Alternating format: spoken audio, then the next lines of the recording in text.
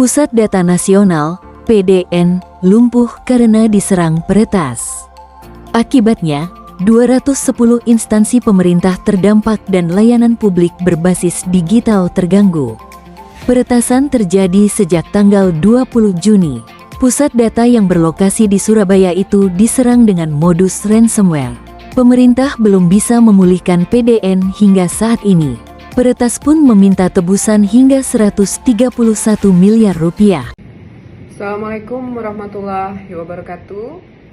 Saya Zuraida Royani, SE MSI, mengucapkan selamat datang di podcast Rendahnya Penerapan Nilai-Nilai Kepemimpinan Pancasila, Integritas dan Bela Negara yang dapat mengancam kedaulatan dan ketahanan nasional. Pada hari ini, tema podcast kita akan membahas tentang terancamnya data rahasia negara dengan topik peretasan Pusat Data Nasional Sementara atau PDSN Indonesia oleh Sindikat Kriminal Cyber. Pada podcast kita kali ini kita menghadirkan 4 orang narasumber, yaitu Bapak Adi Irawan SE MSI, kemudian Bapak Ahmad Alfarisi SHMM, dan Bapak Supriyadi SH, juga Bapak Dedi Irawan SPT. Seperti kita ketahui, setelah berhari-hari mengalami gangguan di sejumlah pemerintah pusat dan daerah, akhirnya pemerintah pusat mengakui bahwa Pusat Data Nasional telah diretas. Upaya pemulihan pun terus dikebut. Benarkah pemerintah sesungguhnya telah mengendus upaya peretasan ini 3 hari sebelum Pusat Data Nasional down? Apa yang terjadi dengan sistem keamanan nasional kita saat ini? Kita tanyakan kepada narasumber kita. Yang pertama dari Pak Adi Irawan dari BSSN. Silahkan Pak Adi. Assalamualaikum warahmatullahi wabarakatuh. Terima kasih Mbak Zuraida Royani, SEMSI, selaku moderator yang telah memberikan kesempatan kepada kami untuk menanggapi apa yang sedang terjadi terkait dengan Pusat Data Nasional. Menurut pandangan kami, Pusat Data Nasional atau yang disingkat oleh PDN merupakan fasilitas pusat data untuk keperluan penempatan, penyimpanan dan pengelolaan data, serta pemulihan data yang nantinya digunakan secara bagi data oleh instansi pusat maupun pemerintah daerah dan saling terhubung di Indonesia. Pemerintah sedang membangun Pusat Data Nasional. Sebagai solusi menunggu selesainya pembangunan PDN, dibuatlah Pusat Data Nasional Sementara (PDNSN) yang bekerja sama dengan Telkom dan Lintas Sarta. Pusat Data Nasional Sementara atau PDSN Indonesia mengalami gangguan sejak Kamis tanggal 20 Juni 2024. Brian Chipper, Sindikat Kriminal Cyber yang menyerang Pusat Data Nasional Sementara atau PDNS Indonesia dengan ransomware. Brian Chipper atau ransomware merupakan ransomware jenis terbaru dalam serangan cyber. Serangan ini menginfeksi pusat data dan mengenkripsi data-data di dalamnya. Adapun kejadian ini, peretas itu meminta tebusan uang sebesar 8 juta dolar Amerika Serikat atau setara dengan 131 miliar rupiah.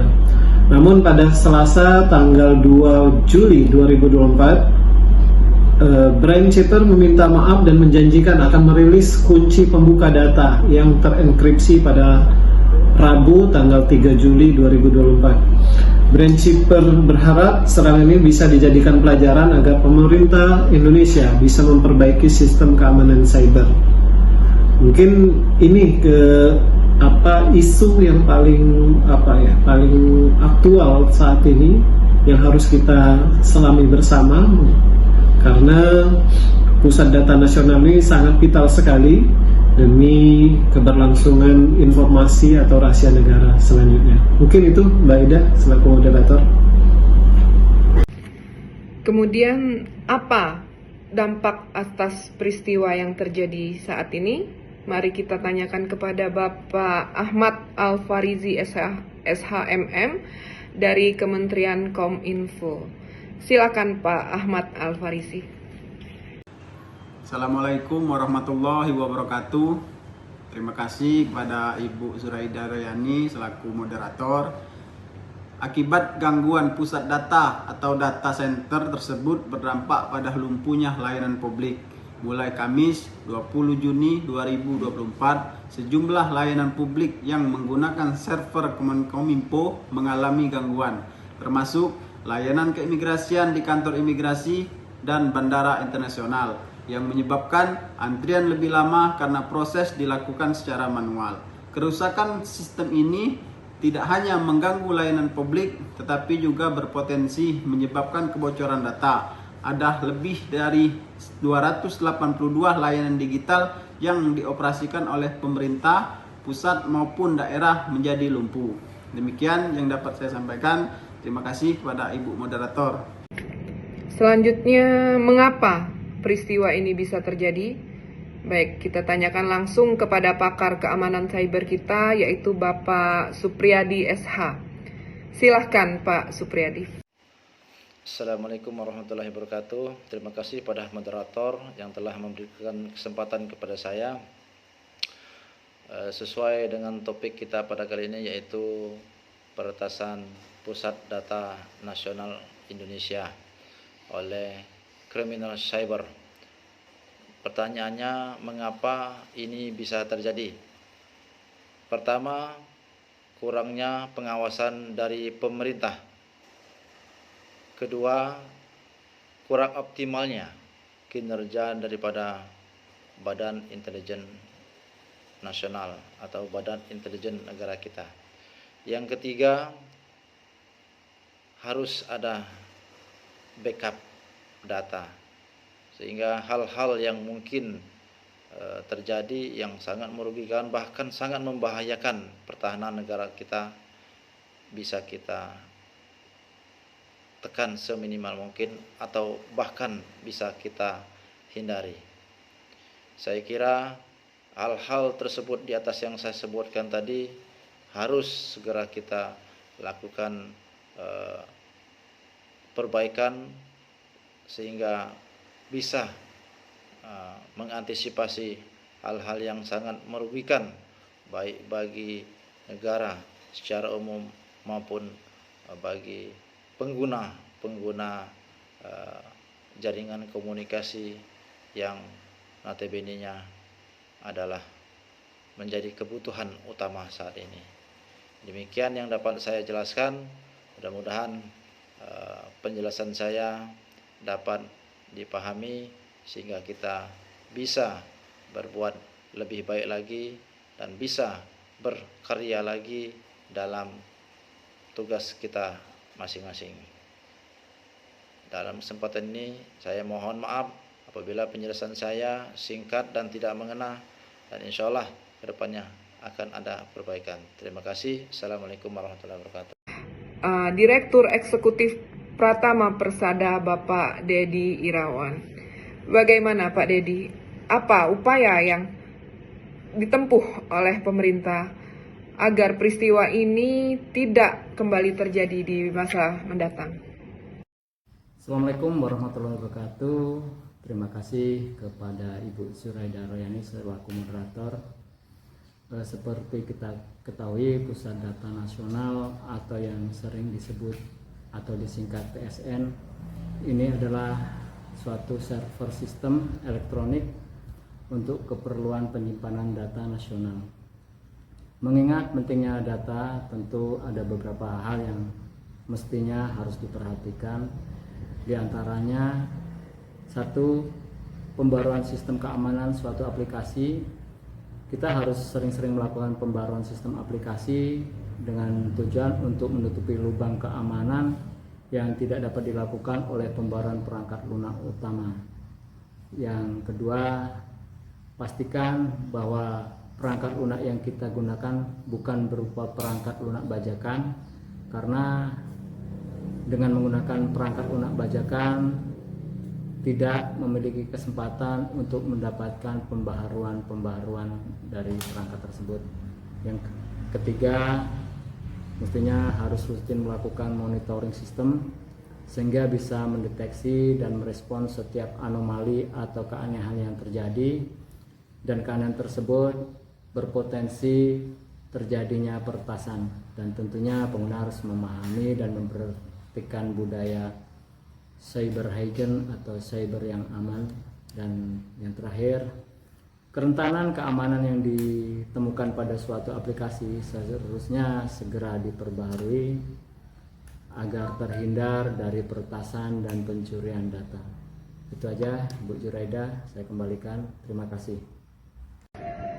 Baiklah, dari ulasan kita hari ini dapat saya simpulkan mengenai gangguan yang terjadi pada pusat data nasional kita, yaitu adalah kejadian yang terjadi yang menyebabkan gangguan signifikan pada berbagai layanan publik dan pemerintah, seperti sistem informasi, basis data, dan layanan digital.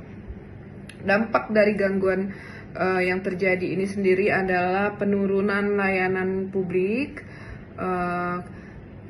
Gangguan ini menyebabkan ketidakmampuan untuk mengakses berbagai macam aplikasi layanan publik, seperti yang terjadi pada Dinas Dukcapil, pajak, serta kesehatan digital.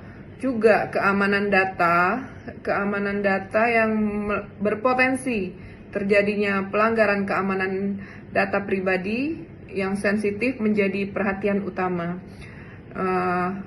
Dampak dari ini juga pada sektor ekonomi dan bisnis yang sangat bergantung kepada layanan pemerintah, seperti misalnya perizinan, pelaporan, dan proses administrasi lainnya. Selain dari itu, yang tidak kalah pentingnya juga adalah kepercayaan publik kepada pemerintah terhadap kemampuan pemerintah dalam mengelola infrastruktur digital dan keamanan data yang menurun secara tiba-tiba. Penyebab terjadinya peristiwa ini ada beberapa faktor yang berkontribusi. Di antaranya adalah yang pertama yang terjadi adalah serangan cyber. Serangan cyber dari aktor jahat, baik domestik maupun internasional, menjadi salah satu penyebab gangguan data pusat nasional. Kegagalan teknologi, masalah teknis seperti kegagalan perangkat keras, kegagalan konfigurasi, yang dapat menyebabkan terjadinya gangguan operasional. Selain itu juga adalah kurangnya proteksi dan pemeliharaan infrastruktur pusat data yang tidak memadai. Yang di samping itu juga adanya faktor manusia, di antaranya ialah kesalahan dan kelalaian manusia dalam pengelolaan dan operasionalisasi sistem pusat data. Apa upaya yang telah dan harus dilakukan pemerintah adalah salah satunya meningkatkan keamanan cyber, diantaranya implementasi protokol keamanan cyber yang lebih diperketat, termasuk pelatihan SDM-nya, penggunaan teknologi enkripsi, dan pemantauan jaringan secara sering atau real time. Kemudian pemeliharaan dan pembaharuan rutin perangkat, baik itu perangkat keras dan perangkat lunak di pusat, yang seharusnya sudah diperbarui secara rutin dan harus selalu berada dalam kondisi yang optimal. Langkah-langkah pemerintah dalam meminimalisir resiko gangguan tersebut haruslah secepat mungkin dilakukan agar pusat data nasional kita di masa depan yang dapat memastikan kelangsungan layanan publik yang sangat kritikal ini aman dari segala serangan, baik itu cyber dan lain-lainnya. Kemudian pemerintah juga diharapkan bergerak cepat mengambil langkah strategis setelah peristiwa peretasan ransom terhadap pusat data nasional ini dan dugaan pembobolan data di sejumlah institusi dapat ditangani dan dipulihkan kembali sehingga tidak mengganggu penerapan sistem pemerintah berbasis elektronik. Demikian kesimpulan yang dapat sedikit saya sampaikan pada ulasan kita hari ini. Saya akhiri podcast kita hari ini.